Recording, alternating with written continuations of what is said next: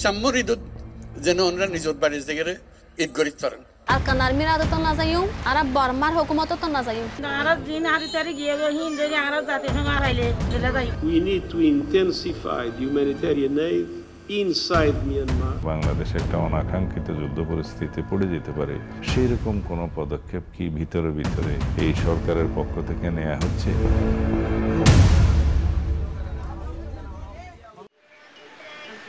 একমাত্র শিশু সন্তানকে নিয়ে শাহনাজ বিবি 3 মাস আগে বাংলাদেশে পালিয়ে এসেছেন। তিনি জানান গত বছর রাখাইনের একটি কফি শপ থেকে তার স্বামী মোহাম্মদ আয়াসকে কোনো কারণ না জানিয়েই ধরে নিয়ে যায় আরাকান আর্মি। 27 বছর বয়সী এই রোহিঙ্গা নারী স্বামীকে মুক্ত করার অনেক চেষ্টা করেছেন, পারেননি। এক পর্যায়ে জীবন বাঁচাতে কক্সবাজারের রোহিঙ্গা শিবিরে চলে আসেন তিনি। আপাতত আশ্রয় অন্য এক রোহিঙ্গা পরিবারের খুপড়িতে। এখন বার্মার হালত বেশি নাজুক এখন বার্মার হালতের মাঝে মানিয়ে কিছু শান্তি নাই মাল হতারে বিকি মঙ্গ গিয়ে মাইসুতু চলাফেরা করতে বেশি আকাকি হাম খরচ নাই ইয়াদ আছে বারিশ মৌসুম গিয়ে আরো নেলা গলা করি না পারে মেম্বার মিলিটারি হন জুলুম না বেগিন আরকান আর্মি জুলুম করে খাদ্য দুঃখার মানুষ চলাফেরা করতে দুঃখার মানুষ হমি গিয়ে মানুষের মহম্মতারা দৌড়ি অকল ফেলার মানুষরে হন হসুরি সারা তোমার আছে বর্মা কমরে বাদ দিও খানা দিও তারারে আপে গজ্য ইন্দিল্লা মাতারা হয়ে দৌড়ি ফেলার বেড়াইন দৌড়ি ফেলালে বেড়াইন দে দুঃখা তাই তোরা মুরা হসা হসা মাই ফাইন সুন্দর সুন্দর মাই ফাইন ধরে হিতার আদাসে যাইরে বিষয় ইনলে অকল ঘরের বেশি জুলুম হাত অকল ঘরের দা আরা দত দেখি ইন্দিল্লা। শাহনাজ বিবির পাশের ঘরেই ডয়চে ভ্যালে দেখা পায় আরেক রোহিঙ্গা শরণার্থীর। গুলিতে আহত অবস্থায় গত মাসে বাংলাদেশে এসেছেন দিন মোহাম্মদ। সীমান্ত পাড়ি দিতে দালালদেরকে কয়েক লাখ টাকা দিতে হয়েছে। আর খান আর্মি কলে মানি মানুষ সকল ফারাতু নেলা দিদি গুলি মারি মারি ফারাতু নেলা দিয়ে নেলাই দনর বাদে তো আর গাম্মাদে গুলি হচ্ছে গুলি করানোর বাদে আর মানি ফারাতু নেলাই দিয়া এড্ডাগত ইন্দরা দিয়ে আর এড্ডাগতুন গুলি মারি মারি মানুষ সকল নেলা দিয়ে ফারাতু বাইর করে দিবা দে ফারা কেসু ফুরাত দিলিয়ে আর কেসু মানি আর গদুয়ার আছে গদুয়ার ইনে দূরম মাদে জলহুড়ি গিয়ে জলহুড়ি বাদে এ দূরম মা তাই গিয়ে এড়াইয়ে গলতে ন দে। কক্সবাজারের ক্যাম্প 1 ইস্টে আমি যে দুজনের সঙ্গে কথা বললাম তাদের মতো 1 লাখের বেশি রোহিঙ্গা শরণার্থী গত 2 বছরে বাংলাদেশে এসেছেন, কারণ মিয়ানমারে যে গৃহযুদ্ধ হচ্ছে সেই কারণে তারা সেখানে থাকতে পারছেন না। এবং এমন এক সময় তারা এখানে আসছেন যখন বাংলাদেশ সরকারের তরফ থেকে রোহিঙ্গাদের ফেরত পাঠানোর আলোচনা হচ্ছে এবং মিয়ানমারের জান্তা সরকারও প্রায় 2 লাখ রোহিঙ্গা শরণার্থীকে ফিরিয়ে নেয়ার একটা প্রক্রিয়ার কথা বলেছে। বাংলাদেশের সীমান্ত সংলগ্ন মিয়ানমারের রাখাইন অঞ্চলের প্রায় পুরোটাই এখন জাতিগত বিচ্ছিন্নতাবাদী গোষ্ঠী আরাকান আর্মির দখলে রয়েছে। 2023 সালের শেষ নাগাদ সশস্ত্র সংঘাতের মাধ্যমে মিয়ানমারের জান্তা সরকারকে হটিয়ে সব স্থান দখল করে নেয় রাখাইনের বৌদ্ধ ধর্মাবলম্বী আরাকানি বা মগদের প্রতিনিধিত্বকারী গোষ্ঠীটি। ইন্টারন্যাশনাল ক্রাইসিস গ্রুপের দেয়া তথ্য অনুযায়ী নিত্য প্রয়োজনীয় দ্রব্যের জন্য রাখাইন রাজ্য মূলত মিয়ানমারের কেন্দ্রের উপর নির্ভরশীল। সামরিক জান্তা এ ধরনের পণ্য রাখাইনে প্রবেশ বন্ধ করে রেখেছে, ফলে সেখানে খাদ্য সংকট দেখা দিয়েছে এবং জিনিসপত্রের দাম অনেক বেড়ে গেছে। এমনকি রাখাইনের বিদ্যুৎ, টেলিযোগাযোগ এবং ব্যাংকিং সেবার নিয়ন্ত্রণও এখনও মিয়ানমারের সামরিক বাহিনীর হাতে রয়ে গেছে বলে জানিয়েছে ব্রাসেলস ভিত্তিক থিঙ্ক ট্যাঙ্কটি।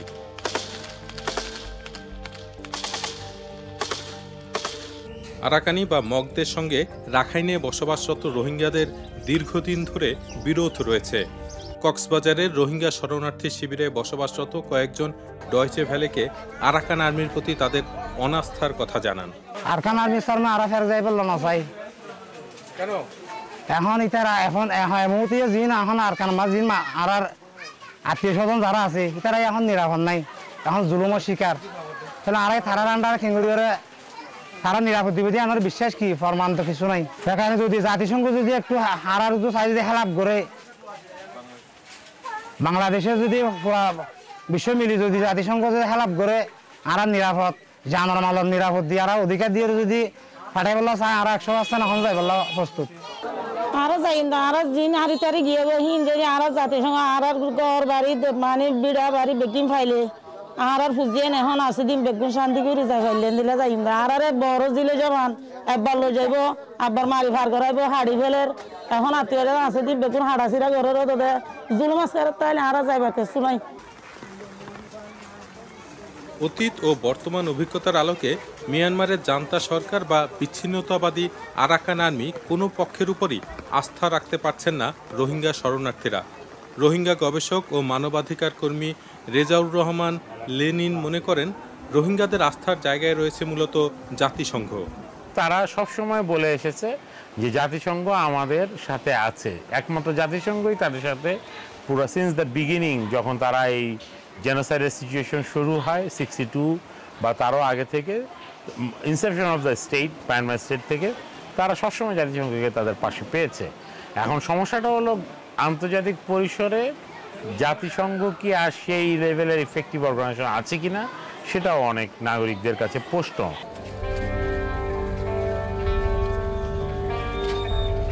জাতিসংঘের মহাসচিব আন্তোনিও গুতেরেস মার্চে কক্সবাজারে রোহিঙ্গা শরণার্থী শিবির পরিদর্শন করেন এবং প্রধান উপদেষ্টা অধ্যাপক মুহাম্মদ ইউনুস সহ এক ইফতার কর্মসূচিতে অংশ নেন, যেখানে 1 লাখের মতো রোহিঙ্গা শরণার্থী উপস্থিত ছিলেন।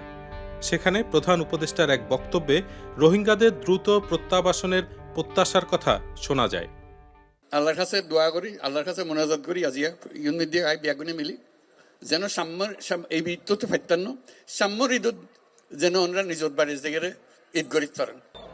বাংলাদেশ সফরে গুতেরেস রোহিঙ্গা প্রত্যাবাসনের পথ সুগম করতে মিয়ানমারে গৃহযুদ্ধ বন্ধ করার ও রাখাইনে অনুকূল পরিবেশ তৈরির গুরুত্বের কথা বলেন।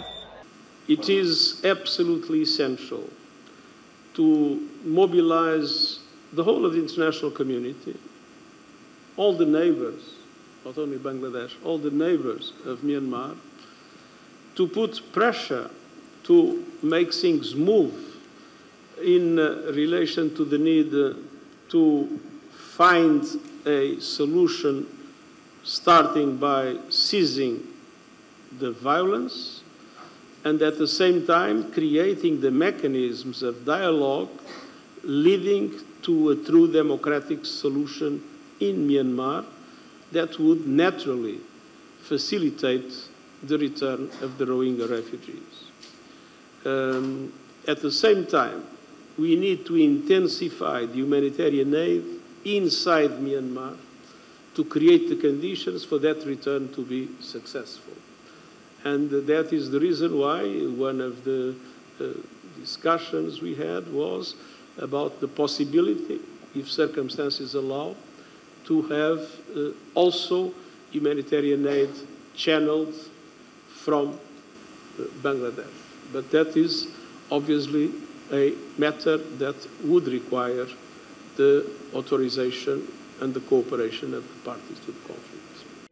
জাতিসংঘের তরফ থেকে পরবর্তীতে এটাও জানানো হয়েছে যে বাংলাদেশ থেকে মিয়ানমারে ত্রাণ পাঠাতে হলে অবশ্যই বাংলাদেশ সরকার ও মিয়ানমার সরকারের তাতে সম্মতি থাকতে হবে।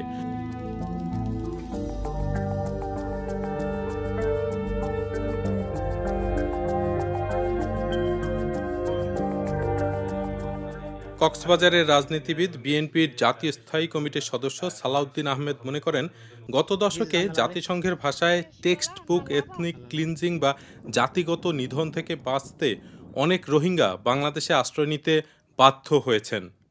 আমরা দেখলাম প্রায় 1.2 মিলিয়ন মতো রোহিঙ্গা তখন আমাদের বাংলাদেশের কক্সবাজারের উকিয়া টেকনাফে পাহাড়ি অঞ্চলে ক্যাম্প করে আশ্রয় নিয়েছে।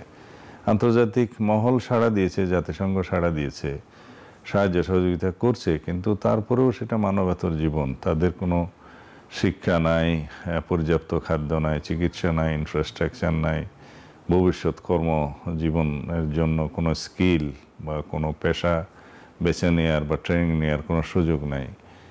এই অবস্থায় একটা সাব হিউম্যান লেভেলের জীবন তারা যাপন করছে। রোহিঙ্গাদের ফেরত পাঠানোর উদ্যোগে সায় থাকলেও আরাকান আর্মির সঙ্গে এই ইস্যুতে অন্তর্বর্তী সরকারের যোগাযোগ ঝুঁকি তৈরি করতে পারে বলে মনে করেন এই রাজনীতিবিদ। বাংলাদেশের স্বাধীনতা সার্বভৌমত্ব বিনষ্ট হতে পারে বা বাংলাদেশে একটা অনাকাঙ্ক্ষিত যুদ্ধ পরিস্থিতিতে পড়ে যেতে পারে, সেই রকম কোনো পদক্ষেপ কি ভিতরে ভিতরে এই সরকারের পক্ষ থেকে নেওয়া হচ্ছে এই বিষয়ে আমরা শঙ্কা প্রকাশ করেছি। কেননা কেউ কিছু খোলাসা করে বলছে না। এই পাশ থেকে বাংলাদেশ, ওই পাশ থেকে ওই পাশে রোহিঙ্গা জনগোষ্ঠীর জন্য খাদ্য, ওষুধ সহ প্রয়োজনীয় লজিস্টিক সাপোর্ট দেওয়ার জন্য। কিন্তু সেই বিষয়টা মায়ানমার গভর্নমেন্ট যতদিন পর্যন্ত অ্যালাউ না করবে এবং সেটা একটা অ্যামিকেবলি যদি না হয়, মিউচুয়াল আন্ডারস্ট্যান্ডিংয়ের মধ্যে যদি না হয়, তাহলে আমরা আরাকান আর্মির সাথে যে মায়ানমার আর্মির যে সংঘর্ষ আরাকান স্টেট নিয়ে, সেই সংঘর্ষের মধ্যে স্যান্ডউইচ হয়ে যাব। এবং যখন দেখবে যে মায়ানমার বাংলাদেশ এর পক্ষ থেকে আরাকান আর্মিদের কাছে কোনো সহযোগিতা যাচ্ছে কোনো না কোনোভাবে, বিহাইন্ড দ্য সিন অথবা যে কোনোভাবে হোক, ইন ডিসগাইজ যেভাবে হোক যাচ্ছে, এই সন্দেহের কারণে তো বাংলাদেশের উপর একটা যুদ্ধ চাপিয়ে দিতে পারে। নিরাপত্তা ও কৌশলগত বিষয়ে গবেষণা পরিচালনা করা প্রতিষ্ঠান BIISS এর senior research fellow doctor Razia Sultana Rohingya ইস্যুতে বাংলাদেশকে জাতীয় ও আন্তর্জাতিক পর্যায়ে একটি অত্যন্ত জটিল পরিস্থিতির মধ্যে দেখছেন। স্ট্র্যাটেজিক ইম্পর্টেন্স কারণে ইন্ডিয়া সবসময় মিয়ানমারের সাথে একটা চেক অ্যান্ড ব্যালেন্স রিলেশনশিপ রেখেছে। আর অন দি আদার সাইড আমি যদি চায়নার বলি, তো চায়নার সাইডেও কিন্তু চায়না এবং মিয়ানমারের সবসময় অল ওয়েদার রিলেশনশিপ, তারা দে আর ট্রাস্টেড অ্যালাইস। সো এই জায়গাটা আমি বলবো যে ডিপ্লোম্যাটিক পয়েন্ট অফ ভিউ থেকে বাংলাদেশ ওই জায়গাটা পৌঁছাতে পারেনি। আমাদের দলমত নির্বিশেষে আসলে ন্যাশনাল ইন্টারেস্ট, আমি বলবো ন্যাশনাল সিকিউরিটি এবং সভারেন্টিকে বজায় রাখার জন্য এক জায়গায় একভাবে কাজ করতে হবে।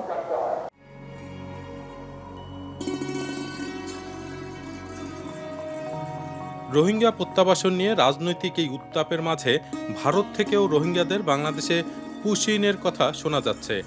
টেকনাফের শরণার্থী শিবিরে সম্প্রতি এরকম বেশ কয়েকজন রোহিঙ্গা শরণার্থী পৌঁছেছেন। তাদের একজন মোহাম্মদ সেলিম। বর্ডার গার্ড নাই, বিডিআর নাই, আর হাইলে শুধু বেসাব আছিল, বেসাবে গেট খুলে ওদের হাতে চাবি আছিল, ওরা টালা খুলিয়ে আমাদেরকে পার করে দিছে। তো পার করে দেওয়ার পরে আমরা রাত্রে দিছে, তো আমরা তো আর রাস্তাঘাট কিছুই চিনি না, তাহলে আমরা এখান থেকে সিধা ধান খেতা ছিল, মাকই খেতা ছিল, ওই মধ্য থেকে আমরা এসেছি। এদিকে প্রধান উপদেষ্টা অধ্যাপক মোহাম্মদ ইউনুস রোহিঙ্গা শরণার্থীদের ঘরে ফেরানোর বিষয়ে আশাবাদ পুনর্ব্যক্ত করেছেন। তার সরকার এজন্য নানা পর্যায়ে চেষ্টা চালিয়ে যাচ্ছে বলে জানিয়েছেন তিনি। গত এপ্রিল মাসে ব্যাংককে বিমস্টেক সম্মেলনের সাইডলাইনে আলোচনার সময় মিয়ানমার সরকার প্রথমবারের মতো 1,80,000 রোহিঙ্গা প্রত্যাবাসন যোগ্য বলে ঘোষণা করেছে। রোহিঙ্গাদের প্রত্যাবাসনে ও আমাদের সীমান্তের নিরাপত্তা নিশ্চিত করতে মিয়ানমারের সরকার সহ সেখানকার বিদ্রোহী গোষ্ঠীর সাথে আনুষ্ঠানিক ও অনানুষ্ঠানিক যোগাযোগ রাখা হচ্ছে। আমরা যত দেশেই সফর করেছি, সব দেশেই রোহিঙ্গা সংকট মোকাবেলায় রাষ্ট্রীয় নেতা ও সরকারের প্রতিনিধিদের সঙ্গে আলোচনা করেছি, তাদের সহযোগিতা চেয়েছে। তারা ইতিবাচকভাবে আমাদের আহ্বানে সাড়া দিয়েছেন। জাতিসংঘের মহাসচিব গত মার্চ মাসে ঢাকা সফরকালে রাখাইন রাজ্যে মানবিক বিপর্যয়ের মোকাবেলার জন্য একটি ত্রাণ চ্যানেলের প্রস্তাব করেছিলেন। তিনি বলেছিলেন এই প্রস্তাবটি রোহিঙ্গাদের প্রত্যাবাসনে সহায়ক হবে। বিষয়টি প্রস্তাব পর্যায়ে রয়ে গেছে।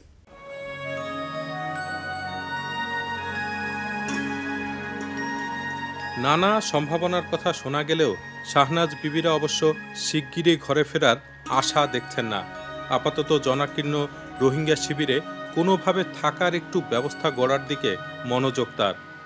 অবসর সময়ে সন্তানকে পিতার ছবি দেখান তিনি, যিনি এখনও রাখাইনে কারাবন্দী। রোহিঙ্গা শরণার্থী শিবিরগুলো থেকে মিয়ানমারের রাখাইন রাজ্য একেবারেই কাছে। কোনো কোনো ক্যাম্প থেকে খোলা চোখেই দেখা যায় রোহিঙ্গাদের মাতৃভূমি। সেখানে ফিরে যাওয়া নিয়ে তাদের শঙ্কা কবে সম্ভাবনায় রূপ নেবে, সেটাই বড় প্রশ্ন এখন।